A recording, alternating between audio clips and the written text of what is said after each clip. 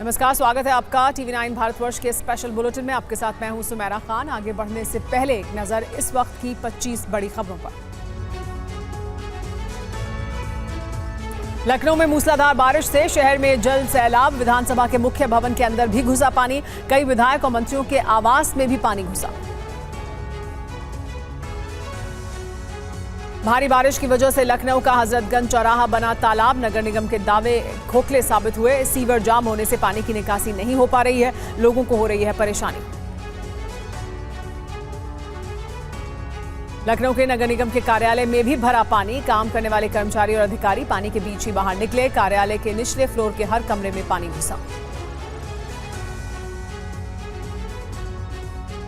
Wayanad landslide हादसे पर राज्यसभा में बोले अमित शाह। वायनाड लैंडस्लाइड पर राजनीति दुखद है। 23 जुलाई को केरल को बारिश पर चेतावनी दी गई थी। केरल सरकार ने चेतावनी को नजरअंदाज किया। अमित शाह ने पूछा, चेतावनी के बावजूद केरल सरकार ने लोगों को पहले क्यों नहीं हटाया? हमारे पास 7 दिन पहले अनुमान बताने वाला अर्ली वार्निंग सिस्टम है। 23 जुलाई को ही एनडीआरएफ की 9 टीमें मदद के लिए भेजी गई। केरल के वायनाड में लैंडस्लाइड से भारी तबाही। 160 लोगों की मौत, कई लापता। सेना और एनडीआरएफ का रेस्क्यू ऑपरेशन जारी। वायनाड समेत कई जिलों के लिए ऑरेंज अलर्ट जारी किया गया। जाति विवाद पर बीजेपी के संबित पात्रा ने कहा, राहुल से कोई जाति पूछ ले तो हंगामा हो जाता है, लेकिन राहुल जजों, सैनिकों, अधिकारियों की जाति पूछते हैं। अनुराग ठाकुर ने राहुल गांधी का नाम नहीं लिया। लोकसभा में राहुल गांधी की जाति को लेकर अनुराग ठाकुर की टिप्पणी पर विपक्ष ने किया हंगामा। सांसदों ने वेल में आकर नारेबाजी की। अनुराग ठाकुर ने माफी की मांग की गई। केंद्रीय सड़क परिवहन मंत्री नितिन गडकरी ने जीएसटी हटाने की मांग को लेकर अपनी सरकार को चिट्ठी लिखी। वित्त मंत्री निर्मला सीतारमण को लिखी चिट्ठी में लाइफ इंश्योरेंस और मेडिकल इंश्योरेंस से जीएसटी हटाने की मांग की गई। दोनों पर 18% जीएसटी है। कांग्रेस संसदीय दल की बैठक में सोनिया गांधी का बयान। पार्टी नेताओं से कहा, 4 राज्यों के चुनाव के लिए पूरी तरह तैयार रहे। हवा का रुख हमारे पक्ष में है। दिल्ली हाईकोर्ट ने कोचिंग हादसे के लिए एमसीडी और उसके अधिकारियों को बताया जिम्मेदार। एमसीडी के कमिश्नर के साथ इस मामले के जांच अधिकारी को भी किया तलब। शुक्रवार को अगली सुनवाई होगी। जांच ठीक नहीं हुई तो सीबीआई को सौंप सकते हैं केस। दिल्ली में एमसीडी कमिश्नर से मुलाकात के बाद प्रदर्शनकारी छात्रों ने खत्म किया धरना। एमसीडी कमिश्नर ने छात्रों की मांगें मानी। कोचिंग में 3 साथियों की मौत के बाद लगातार प्रदर्शन कर रहे थे छात्र। कोचिंग हादसे के बाद दिल्ली सरकार का बड़ा ऐलान। आतिशी ने कहा, कोचिंग रेगुलेशन एक्ट लाएंगे, कोचिंग संस्थानों के लिए बनाएंगे कानून। यूपीएससी की तैयारी कर रहे छात्रों से दिल्ली सचिवालय में शिक्षा मंत्री आतिशी की मुलाकात। मेयर समेत कई मंत्री रहे मौजूद। कोचिंग संस्थानों को रेगुलेट करने पर बनने वाले कानून पर हुई चर्चा।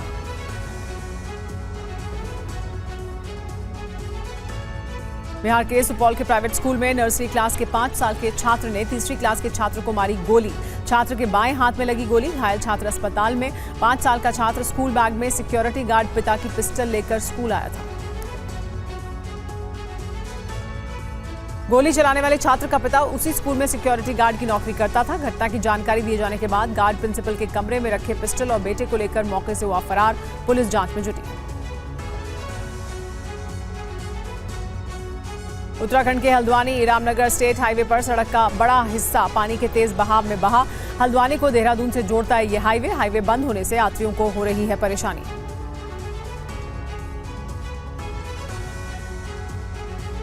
उत्तरकाशी में बारिश के बीच एक बार फिर लैंडस्लाइड हुई है। यमुनोत्री हाईवे पर डाबरकोट के पास पहाड़ों से मलबा आने से रास्ता बंद हो गया।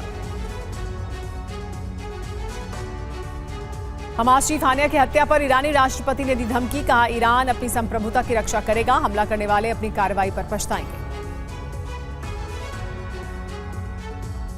इस्माइल हानिया पर हिजबुल्लाह का बयान। कहा, हानिया हमेशा शहादत को तैयार रहते थे। उन्होंने अमेरिकी वर्चस्व से मुकाबला किया। हानिया की मौत हमारी लड़ाई को और मजबूत करेगी। हानिया के बेटे अब्दुल सलाम ने कहा, हमारे नेताओं की हत्या से जंग खत्म नहीं होगी। दुश्मन के खिलाफ हमारी जंग जारी है। मेरे पिता की इच्छा पूरी हुई। इस हत्या से विरोध और तेज होगा। हानिया के मारे जाने को लेकर एक जानकारी और सामने आई। ईरान के नए राष्ट्रपति के घर के पास था हानिया। ईरानी राष्ट्रपति के निवास से सिर्फ 150 मीटर की दूरी पर हानिया ईरानी रेवोल्यूशनरी गार्ड के गेस्ट हाउस में रुके हुए थे। हानिया की हत्या पर रूस की पहली प्रतिक्रिया, कहा हानिया की मौत स्वीकार नहीं। तुर्की बोला इजराइल शांति नहीं चाहता, वो गाजा युद्ध को पूरे मिडिल ईस्ट में फैलाना चाहता है। हिजबुल्लाह के हमले का इजराइल ने लिया बदला। लेबनान के बैरूत में हमले में हिजबुल्लाह का टॉप कमांडर फौद शुकर मारा गया। फौद शुकर हिजबुल्लाह चीफ नसरुल्लाह का वरिष्ठ सैन्य सलाहकार भी था। हानिया की मौत के बाद एक बड़ा सवाल उठ खड़ा हुआ है। हानिया का अंत क्या मिडिल ईस्ट में विध्वंस का प्रारंभ है? यह सवाल इसलिए उठ रहा है क्योंकि अब ईरान सीधे जंग में उतर सकता है। ईरान ने भी इसके मजबूत संकेत दिए हैं कि वो कुछ बड़ा प्लान कर रहा है। ईरान कह रहा है कि उसके मेहमान का मर्डर हुआ है, इसकी भारी कीमत इजराइल को चुकानी होगी। तो वहीं इजराइल अपने दुश्मनों के लिए काल बना हुआ है। हानिया, मरवान ईसा, सालेह अल अरोरी, ये तमाम वो दुश्मन हैं जिनका इजराइल ने खात्मा कर दिया है। इससे जुड़ी एक बड़ी खबर भी आपको बता दें, इजराइल पर बड़े हमले की दरअसल अब तैयारी की जा रही है। ईरान और हिजबुल्लाह हमले कर सकता है इजराइल पर। आने वाले दिनों में बड़े हमले की आशंका अब जाहिर की जा रही है। अमेरिकी खुफिया विभाग ने अलर्ट जारी किया है। यूएस इंटेलिजेंस ने इजराइल को चेताया है, कहा है कि इजराइल पर यह बड़ा हमला किया जा सकता है, जिसमें हिजबुल्लाह और ईरान मिलकर यह हमला इजराइल पर कर सकते हैं।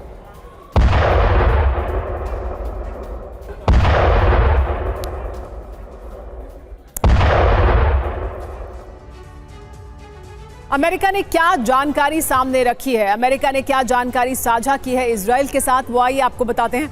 अमेरिकी खुफिया विभाग ने जिस बड़े हमले की आशंका जताई है वही इस वक्त का सबसे बड़ा डर है। इजराइल का इस वक्त का सबसे बड़ा डर यही है और इस हमले की अगुवाई कर सकता है ईरान, ये जानकारी मिल रही है। जैसा कि खुफिया जानकारी में भी अमेरिका द्वारा बताया गया है। और अगर ईरान की सीधी एंट्री हुई तो मिडिल ईस्ट में ऑल आउट वॉर को रोकना नामुमकिन हो जाएगा। जंग का दायरा बढ़ेगा क्योंकि तेहरान में हत्या से ईरान को चुनौती मिली है। दूसरी बड़ी वजह यह कि ईरान के लिए अब यह साख की लड़ाई हो गई है। इसके अलावा रणनीति पर तेहरान में बड़ी बैठक की जा रही है, रणनीति बनाई जा रही है। प्रॉक्सी गुटों का तेहरान में जमावड़ा है। एक और बड़ी बात यह कि तुर्की भी हमले की धमकी दे चुका है, यानी तुर्की भी सीधे तौर पर इजराइल के साथ आमने सामने की जंग के लिए तैयारी कर रहा है। एक और बड़ी खबर आपको बता दें, मिडिल ईस्ट में जंग की आशंका अब इस समय बहुत ज्यादा बढ़ गई है। ईरान और तुर्की ने दिए हैं जंग के संकेत। ईरान ने कहा है कि करारा जवाब मिलेगा। तुर्की ने कहा है कि इजराइल हद पार कर रहा है।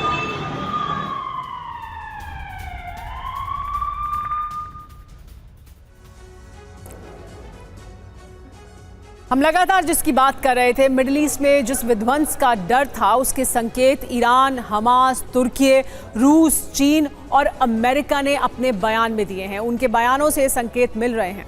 क्या कहा है ईरान ने, जान लीजिए। ईरान ने कहा है कि हानिया की मौत की बड़ी कीमत चुकानी होगी। हमास ने कहा है कि कायरतापूर्ण हमले का हम बदला लेंगे। इसके अलावा तुर्की ने कहा कि गाजा जंग मिडिल ईस्ट में फैलने की दरअसल कोशिश की जा रही है, फैलाने की कोशिश की जा रही है इजराइल द्वारा। रूस ने कहा कि हानिया की मौत बिल्कुल भी स्वीकार नहीं होगी और चीन ने कहा कि हानिया की हत्या का हम विरोध करते हैं। अमेरिका ने कहा है कि इजराइल की रक्षा के लिए हम उसका साथ देंगे। साथ ही अमेरिका की तरफ से खुफिया जानकारी भी इजराइल के साथ साझा की गई है। बड़ी जानकारी है कि हानिया के खात्मे के बाद हाई अलर्ट पर इस वक्त इजराइल है। दुनिया भर में इजरायली एम्बेसी को अलर्ट मोड पर रखा गया है क्योंकि इजराइल को इस बात का डर है कि ईरान द्वारा हमला किया जा सकता है। कहीं भी जहां पर भी संभव होगा ईरान इजराइल पर हमला करने की कोशिश करेगा, इसलिए इजराइल इस वक्त हाई अलर्ट पर है। दुनिया भर में इजरायली एम्बेसी को भी अलर्ट पर रखा गया है। एक और बड़ी जानकारी आपको दे दें, कतर में हानिया को दफनाया जाएगा, ये जानकारी मिल रही है। कतर के सूत्रों के हवाले से बड़ी खबर मिल रही है। शुक्रवार को दोहा में दफनाया जाएगा हानिया को। तो ये जानकारी कि कतर में सूत्रों के हवाले से जानकारी कि कतर में दफनाया जाएगा हानिया को। बढ़ते तनाव के बीच ईरान से एक और बड़ी जानकारी सामने आ रही है। अयातुल्लाह खामेनी ने कहा है कि हम बदला लेंगे, यानी ईरान अपने इरादे साफ कर रहा है। हानिया की मौत के बाद से गुस्से में है ईरान के लिए साख का सवाल है। खामेनी ने कहा है, अयातुल्लाह खामेनी के द्वारा कहा गया है कि हम इसका बदला जरूर लेंगे।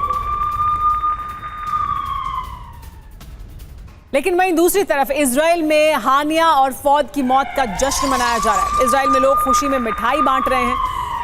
इजराइल में हानिया की मौत का जश्न मनाया जा रहा है और इसके अलावा हिजबुल्लाह के कमांडर की मौत का भी जश्न मनाया जा रहा है। तो दो बड़े झटके, दो बड़े नुकसान पहुंचाए हैं इजराइल ने एक्सिस ऑफ रेजिस्टेंस को। एक हानिया का जिस तरह से कत्ल किया गया, जिस तरह से उसे खत्म किया गया, और दूसरा फौद को जिस तरह से हिजबुल्लाह के कमांडर को खत्म किया गया।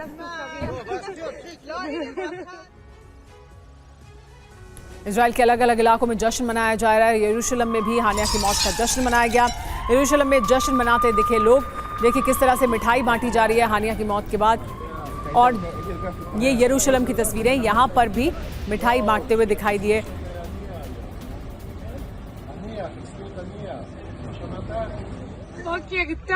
और देखिए हम आपको ये दो तस्वीरें दिखा रहे हैं। देख सकते हैं कि कितनी खुशी है इजराइल के लोगों में। हानिया और फौद की मौत की खबर सुनकर इजराइल में जगह जगह जश्न मनाया जा रहा है, मिठाई बांटी जा रही है, लोगों का मुंह मिठा कराया जाए। तो वहीं दूसरी तरफ यरूशलेम में भी इसी तरह की तस्वीरें सामने आ रही हैं।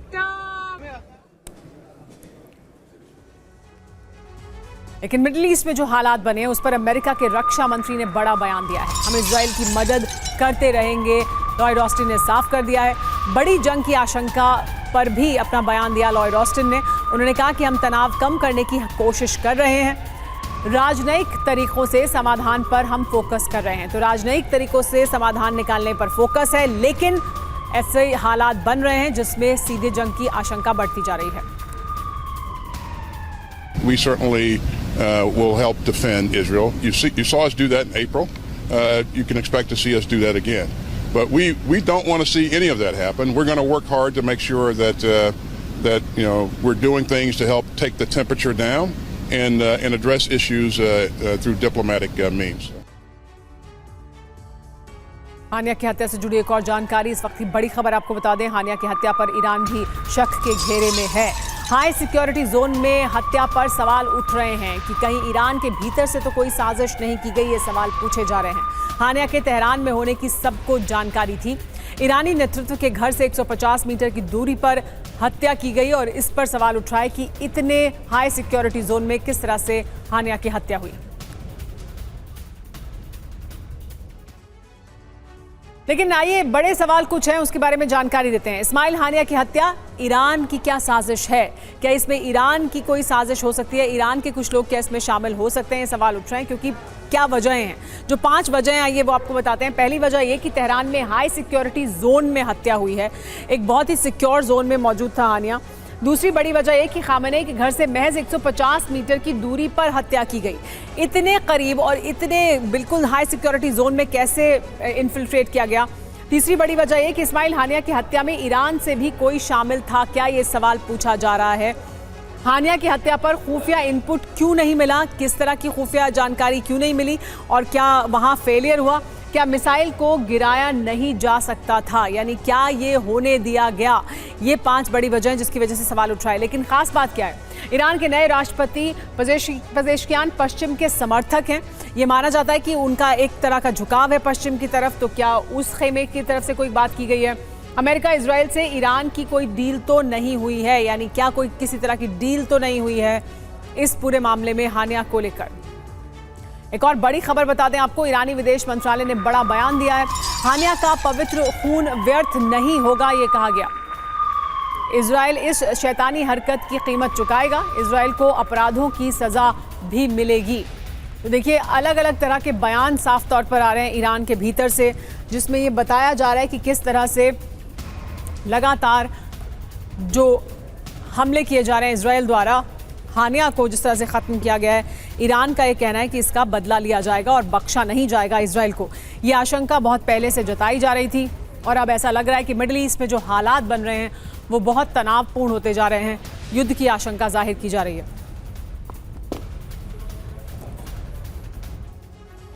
सवाल यह है कि हानिया की हत्या पर कैसे जवाब देगा ईरान। सबसे पहले समझिए ईरान के मन में क्या है। तेहरान पर हमला कर इजराइल ने ईरानी संप्रभुता पर किया है हमला। हानिया को मारने के तरीके पर ईरान में इजराइल के खिलाफ भारी गुस्सा है। ईरानी नेतृत्व पहले से ही इजराइल के खिलाफ रणनीति बना रहा है। अब समझिए कि ईरान के पास विकल्प क्या है। 14 अप्रैल की तरह ईरान कर सकता है हमला। मिसाइलों का रुख तेल अवीव की तरफ हो सकता है। अट्रैक्ट ड्रोन से भी इजराइल पर हमला संभव है। वहीं आईडीएफ के टॉप कमांडर्स भी ईरान की हिट लिस्ट में हैं। आपको जानना चाहिए, ईरान इजराइल समीकरण में दोनों दोस्त परंपरागत दुश्मन हैं। दोनों देशों के बीच राजनयिक संबंध नहीं है। मध्य पूर्व में बादशाहत की दोनों के बीच होड़ मची हुई है। मध्य पूर्व समीकरण की बात करें तो मध्य पूर्व में अहम है ईरान फैक्टर। परमाणु बम की मौजूदगी से ईरानी पलड़ा भारी है। इसके अलावा सऊदी अरब और कतर की भूमिका भी बहुत ज्यादा अहमियत रखती है। पहले से सुलग रहे मध्य पूर्व में महायुद्ध की परिस्थिति बनती हुई दिखाई दे रही है। एक और बड़ी जानकारी वेस्ट बैंक से। वेस्ट बैंक में भीषण भिड़ंत हुई है। हमास और इजराइल के बीच जबरदस्त हमले हो रहे हैं। अल खलील के पास किरियत अरबा में दोनों के बीच हमले की जानकारी मिल रही है। जबरदस्त हमला एक दूसरे पर किया जा रहा है और ताज़ा जो जानकारी मिल रही है वो अल खलील के पास किरियत अरबा में फाइट हो रही है हमास और इजराइल के बीच।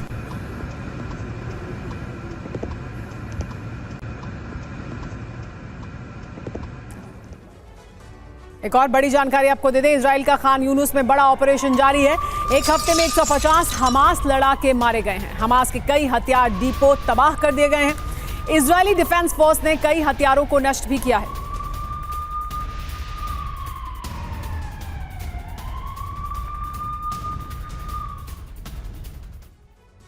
हमास के ठिकानों पर इजरायली डिफेंस फोर्स ने एक्शन लिया है। 100 किलोमीटर अंडरग्राउंड टनल को तबाह कर दिया गया।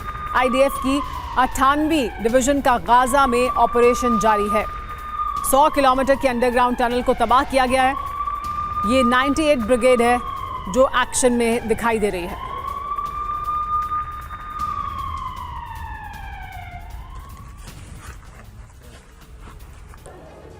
और अब आपको इजराइल गाजा जंग के अपडेटेड आंकड़े बताते हैं। अब तक किसे कितना नुकसान हुआ है।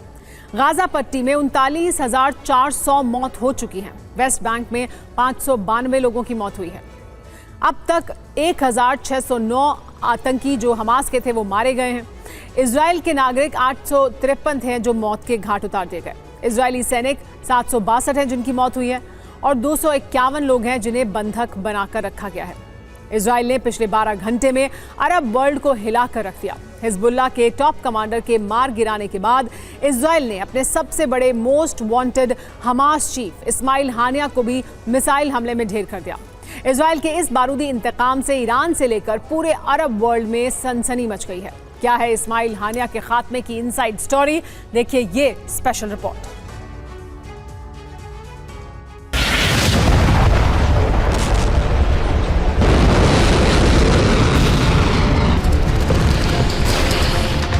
सात अक्टूबर का बदला पूरा।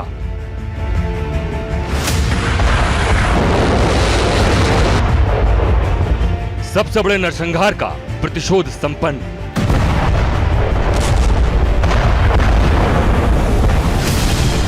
सबसे बड़े नरसंहार के गुनहगार का खात्मा। मारा गया हमास चीफ इस्माइल हानिया। मोसाद ने ले लिया 7 अक्टूबर का इंतकाम। इजराइल ने अपने सबसे बड़े दुश्मन का खात्मा आखिरकार कर ही डाला। इजराइल ने अपने दुश्मन नंबर 1 इस्माइल हानिया को मिसाइलें बरसाकर हमेशा के लिए मौत की नींद सुला दिया।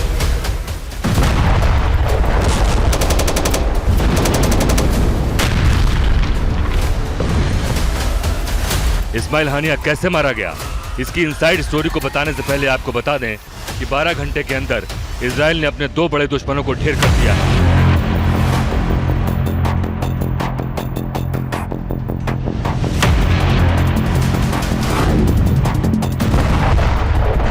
इस्माइल हानिया से पहले इजरायली एयरफोर्स ने लेबनान की राजधानी बेरूत पर ताबड़तोड़ एयर स्ट्राइक करके हिजबुल्लाह के टॉप कमांडर फौज शुगर को मार गिराया।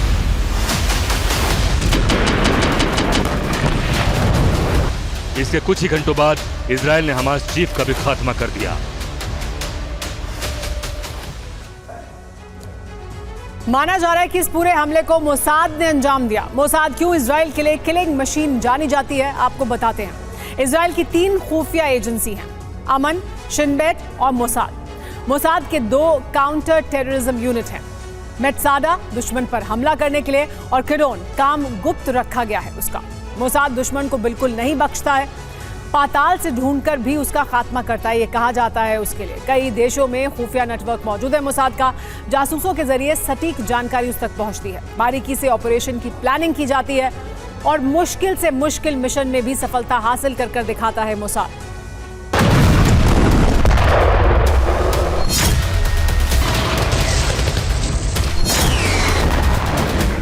हानिया को मारने में दो बड़ी खुफिया एजेंसियों का हाथ बताया जा रहा है। इजरायली खुफिया एजेंसी मोसाद और CIA ने हानिया की लोकेशन इजरायली एयरफोर्स को दी थी। फिर हानिया की सही लोकेशन को ट्रेस किया गया। सही लोकेशन मिलने के बाद हानिया पर जबरदस्त मिसाइल हमला हुआ।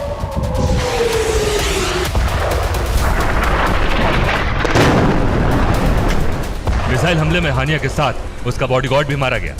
हानिया की मौत के बाद इसकी पुष्टि ईरान के इस्लामिक रिवोल्यूशनरी गार्ड कॉर्प्स ने भी कर दी।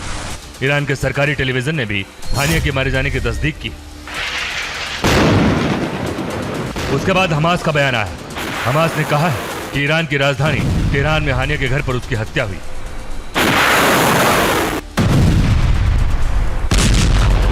तेहरान में हानिया के घर पर इजराइल ने मिसाइलों से बम बरसाए। आपको बता दें कि हमास चीफ हानिया ईरानी राष्ट्रपति पेज़ेश्कियान के शपथ ग्रहण में शामिल होने के लिए तेहरान गया था। ईरानी राष्ट्रपति की शपथ के बाद ही इजराइल ने 7 अक्टूबर के नरसंहार के मास्टरमाइंड हानिया को ढेर कर दिया। हानिया की मौत के पीछे इजरायली खुफिया एजेंसी मोसाद का बहुत बड़ा हाथ बताया जा रहा है। मोसाद हानिया को करीब 15 साल से ट्रैक कर रहा था। इस्माइल हानिया 3 महीने पहले तुर्की शिफ्ट हुआ था। अचानक मोसाद को हानिया के तेहरान जाने की खबर लगी। फिर तेहरान में मोसाद का नेटवर्क एक्टिव हुआ। तेहरान में इस्माइल हानिया को कड़ी सुरक्षा में रखा गया था, लेकिन मोसाद के डबल एजेंट की वजह से हानिया के मारे जाने का रास्ता साफ हो गया। इस्माइल हानिया मौत से एक दिन पहले तेहरान में ईरान के सर्वोच्च नेता खामनेई से भी मिला था। इस मुलाकात की तस्वीर भी सामने आ चुकी। वहीं मौत से पहले तेहरान के थीम फायर एग्जीबिशन में हानिया ने ग्रुप फोटो भी खिंचवाई थी। हानिया की मौत के बाद अब इजराइल में अलर्ट है। इजराइल ने 24 घंटों के लिए अपना एयर स्पेस बंद कर दिया है। हमास की ओर से हमले की आशंकाओं के बीच इजराइल ने अपना एयर स्पेस बंद किया है। वहीं बेंजामिन नेतन्याहू के दफ्तर ने मंत्रियों की हानिया की मौत पर किसी भी तरह की बयानबाजी न करने की हिदायत दी है। उधर हानिया के मारे जाने के बाद हमास ने इजराइल को अंजाम भुगतने की धमकी दी है। हमास ने कहा है कि इजराइल को हानिया की मौत की सजा जरूर मिलेगी। हानिया की मौत के बदले के लिए हमास ने प्लान बना लिया है। ईरान और हिजबुल्लाह से भी हमास बात कर रहा है। हानिया की मौत के बाद ईरान में भी इमरजेंसी बैठकों का दौर शुरू हो गया है। Bureau report, TV9 Bharatvarsh. और हानिया की हत्या से जुड़ी हुई इस वक्त की बड़ी खबर रूस से सामने आ रही है। रूस ने चेतावनी जारी कर दी है। पूरा मिडिल ईस्ट अस्थिर हो सकता है, कहा है रूस ने। ये शांति प्रयासों को तोड़ने वाला एक्शन है। पहले से तनाव, अब हालात और बिगड़ेंगे। जो पहले से तनाव था उसके बाद अब हालात और बिगड़ेंगे, कहा है रूस ने।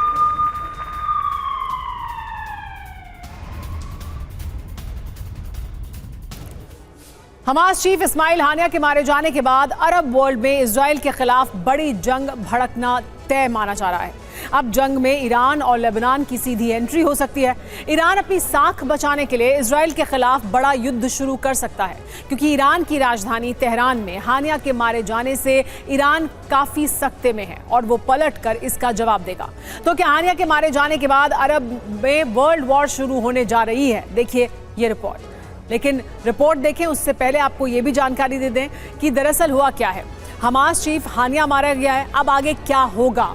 तो देखिए हुआ ये है कि याह्या सिनवार को कमान संभव है अब, यानी हमास के भीतर क्या कुछ होगा वो भी हम आपको बता रहे हैं और इजराइल में क्या होगा वो भी जानिए।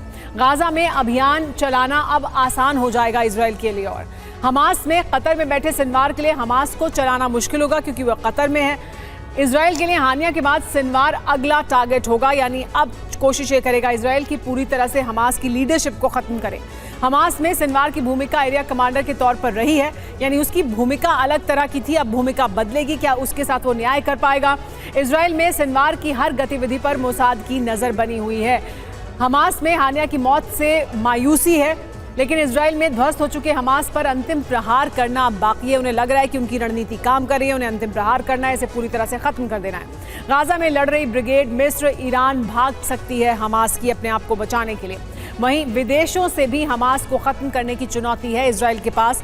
इजराइल को पूरी तरह से अगर खत्म करना है हमास लड़ाकों तक हथियार पहुंचाना मुश्किल होगा जिस तरह के हालात अभी बने हुए हैं। इजराइल में ईरान पर दबाव से हमास की गतिविधियों पर रोक लगेगी, यानी ईरान पर अगर दबाव बनता है तो हथियार की सप्लाई रुकती है या हमास की जो गतिविधियां हैं, हिजबुल्लाह की गतिविधियां हैं, उस पर कुछ लगाम लगा सकता है इजराइल, और ये उसकी रणनीति है अहम। हानिया के बेटे अब्दुल सलाम ने लेकिन एक दावा किया है, वो भी जान लीजिए। पिता की पहले भी हत्या की कोशिशें हुई, कहा सलाम ने।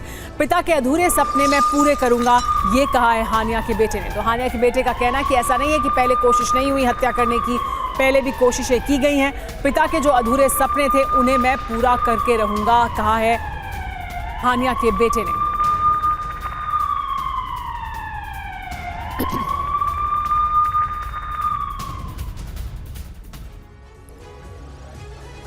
तो किस नाकाम कोशिश की बात की जा रही है इस्माइल हानिया के बेटे द्वारा? दरअसल 3 नाकाम कोशिशों के बाद सफलता मिली है इजराइल को।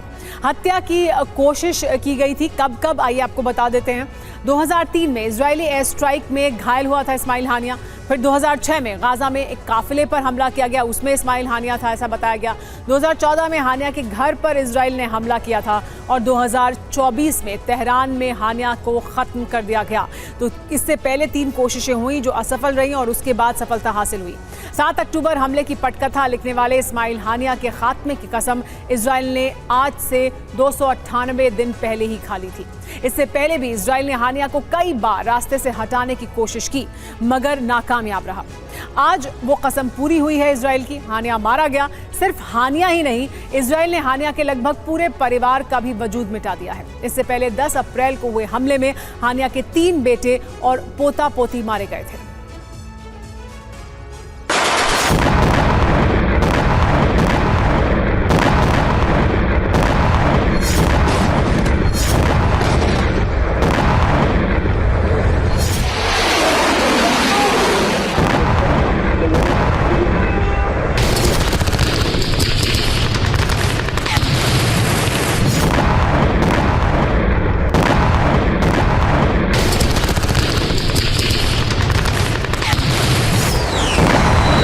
इजराइल के भीषण इंतकाम के बाद हमास चीफ हानिया के खात्मे से हमास को सबसे बड़ा झटका लगा है। लेकिन हमास से भी बड़ा धक्का ईरान को लगा है।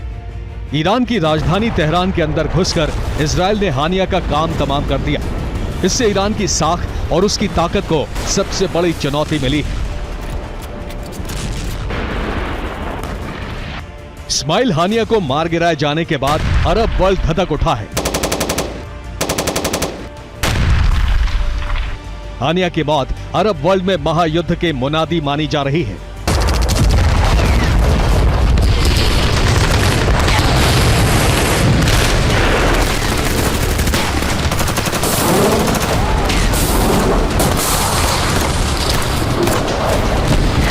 हानिया की मौत हमास के साथ साथ ईरान के लिए भी खतरे की बड़ी घंटी है। इसका अंजाम ऐसा भयानक हो सकता है कि दुनिया एक बार फिर थर्रा उठे।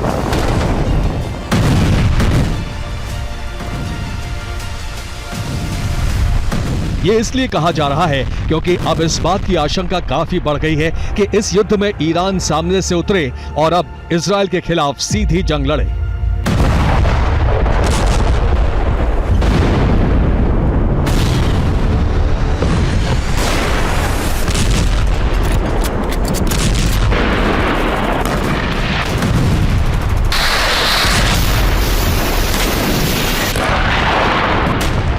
आर पार की जंग में ईरान के सीधे उतरने को लेकर इसलिए भी कहा जा रहा है क्योंकि हानिया का खात्मा तेहरान में ही हुआ है। इससे ईरान आग बबूला है।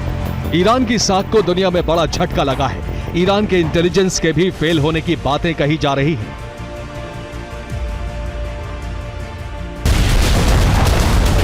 तो क्या ईरान को सीधी चुनौती देने के लिए ही इजराइल ने तेहरान को हानिया की मौत की जगह के लिए चुना?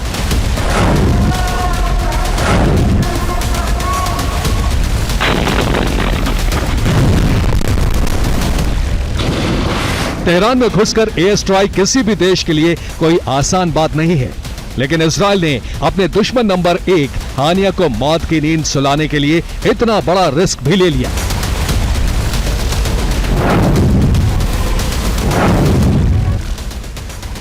ईरान अपने प्रॉक्सी संगठनों को तो इस जंग में पहले ही उतार चुका है, लेकिन अब प्रॉक्सी संगठन इजराइल के खिलाफ और ज्यादा हमलावर हो सकते हैं।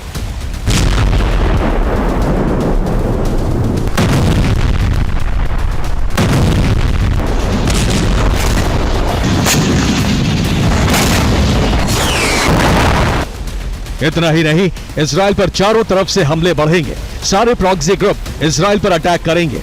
ईरान की तरफ से भी इजराइल निशाना बनेगा। इजराइल के खिलाफ मुस्लिम देश एकजुट होंगे। ऐसे में महायुद्ध की आशंका बढ़ गई है, क्योंकि हमलों का जवाब इजराइल की तरफ से भी दिया जाएगा। अमेरिका समेत पश्चिमी देश इजराइल का साथ देंगे। दुनिया दो गुटों में बटी तो बहुत बड़ा युद्ध तय है। मिडिल ईस्ट में नई बारूदी बरसातों के बाद जानकारों का मानना है कि ईरान बहुत जल्द इजराइल पर बड़े हमले करेगा। हानिया के तेहरान के अंदर मारे जाने को ईरान अपने लिए बड़ी चुनौती मान रहा है। अपनी राजधानी में हानिया की मौत पर कैसे जवाब देगा ईरान, और ईरान क्यों इस मौत से बौखला उठा है, इसकी वजह भी आपको बताते हैं।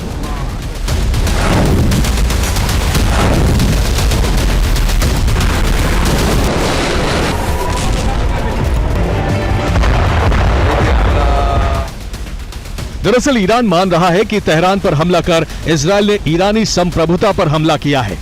हानिया को मारने के तरीके पर ईरान में इजराइल के खिलाफ भारी गुस्सा है। ईरानी नेतृत्व पहले से ही इजराइल के खिलाफ रणनीति बना रहा है। शीर्ष नेतृत्व की बैठकों में इजराइल पर बड़ा फैसला लेने को कहा गया है। 14 अप्रैल की तरह ही इजराइल पर हमला कर सकता है। ईरान की मिसाइलों का रुख तेल अवीव की तरफ हो सकता है। ड्रोन से भी इजराइल पर हमला संभव है। आईडीएफ के टॉप कमांडर्स भी ईरान की हिट लिस्ट में हैं। ईरान इजराइल दोनों ही परंपरागत रूप से एक दूसरे के दुश्मन हैं। दोनों देशों के बीच राजनयिक संबंध नहीं है। मध्य पूर्व में दोनों के बीच बादशाहत की होड़ है। हालांकि परमाणु बम की मौजूदगी से ईरान का पलड़ा भारी दिखता है। सऊदी अरब और कतर की भूमिका भी काफी अहम हो सकती है। पहले से सुलग रहे मिडिल ईस्ट में महायुद्ध की परिस्थितियां साफ दिख रही हैं।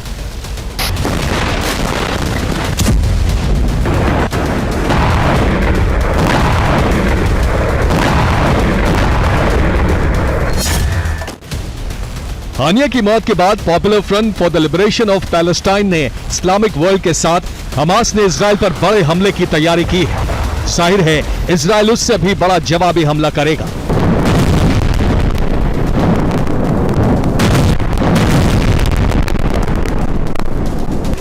Bureau report, TV9 Bharatvarsh. Paris Olympic में इजराइल ने सुरक्षा को बढ़ा दिया है। अपने खिलाड़ियों की सुरक्षा बढ़ाई है इजराइल ने। हानिया की मौत के बाद सुरक्षा को और बढ़ा दिया गया है। पहले भी इजराइल के खिलाड़ी बाकी तमाम खिलाड़ियों की तरह एक जगह नहीं रुके हैं, बल्कि उनके लिए अलग इंतजाम किया गया है। अब उनकी सुरक्षा को और बढ़ा दिया गया है। अब सवाल यह है कि इस्माइल हानिया के मारे जाने के बाद हमास की कमान कौन संभालेगा। इस बीच हमास के जिस खूंखार कमांडर का नाम अगले हमास चीफ के रूप में सामने आ रहा है, उसे हानिया से भी खतरनाक माना जाता है। उस हमास लीडर का नाम है याह्या सिनवार। तो क्या इजराइल की हिट लिस्ट में अब अगला नंबर सिनवार का है? क्या सिनवार के खात्मे से ही गाजा युद्ध का अंत होगा? देखिए ये रिपोर्ट।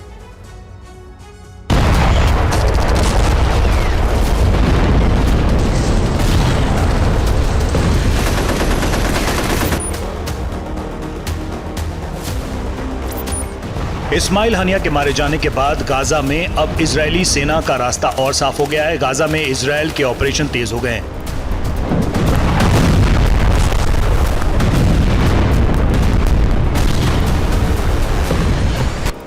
लेकिन लगभग ध्वस्त हो चुके हमास पर अंतिम प्रहार बाकी है। इजराइल की जीत की राह में अभी एक सबसे बड़ी बाधा शेष है। हमास का वो खूंखार कमांडर इजरायली फोर्स के रास्ते में सबसे बड़ा रोड़ा है। जी हाँ, उसी याह्या सिनवार के बारे में बात की जा रही है, जिसे हानिया से भी क्रूर और खतरनाक माना जाता है।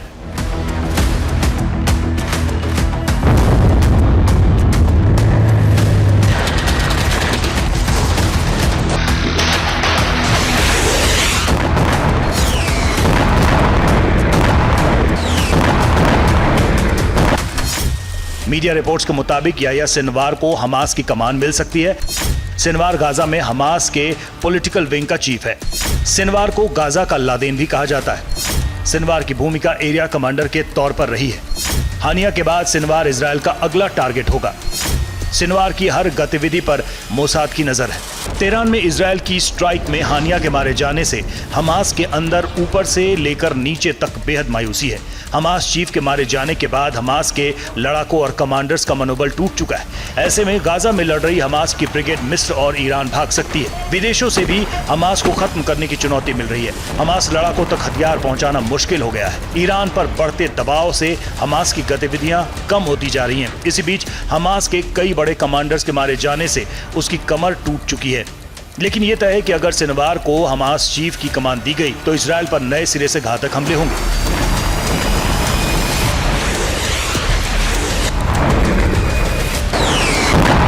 Bureau report TV9 Bharatvarsh.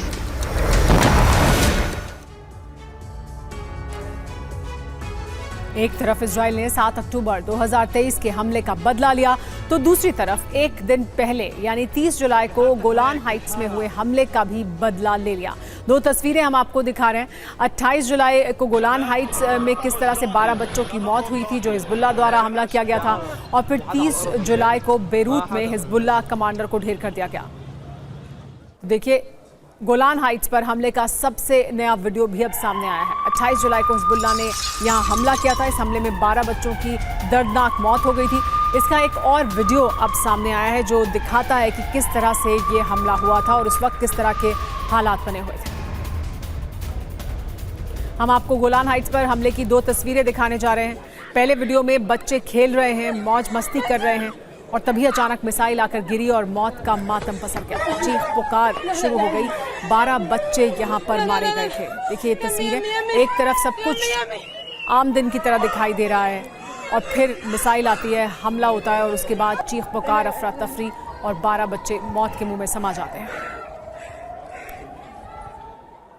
लेकिन अब इजराइल द्वारा हमला किया गया है। हिजबुल्लाह का टॉप कमांडर मारा गया है। इजरायली हमले में मारा गया है फौद शुकर। गोलान हाइट्स हमले का मास्टरमाइंड था फौद शुकर, ऐसा कहा जा रहा है। बेरूत में इजराइल की बमबारी में अब ढेर हो गया है फौद शुकर। इजराइल ने हमला लिया है। गोलान हाइट्स पे जो हमला किया गया था उसके बाद उसने जो हमला किया उसमें हिजबुल्लाह का कमांडर मारा गया है। कहा यह जा रहा है कि शुकर ही उसका मास्टरमाइंड था।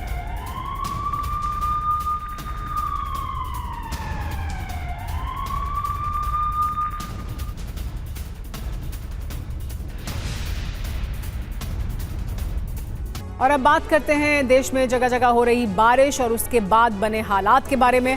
सबसे पहले बात लखनऊ की। लखनऊ में बारिश से किस तरह की आफत आ गई है वो आइए आपको दिखाते हैं। लखनऊ में भारी बारिश का कहर देखने को मिला है। यूपी विधानसभा में भर गया बारिश का पानी। हजरतगंज में सहकारिता भवन में भी पानी घुस गया। गोमती नगर इलाके में भी पानी भर गया। देखिए किस तरह से दफ्तरों में पानी भरा हुआ है। ये सरकारी दफ्तर हैं। विधानसभा की तस्वीरें भी हम आपको दिखा रहे हैं। देखिए अलग अलग जगह कैसे सहकारिता भवन में पानी भर गया। ये लखनऊ का पॉश इलाका है, हजरतगंज का इलाका। यहाँ पर सहकारिता भवन में ही पानी घुस गया। गोमती नगर इलाके में भी पानी भरा और हद तो ये हो गई कि विधानसभा में भी पानी भर गया।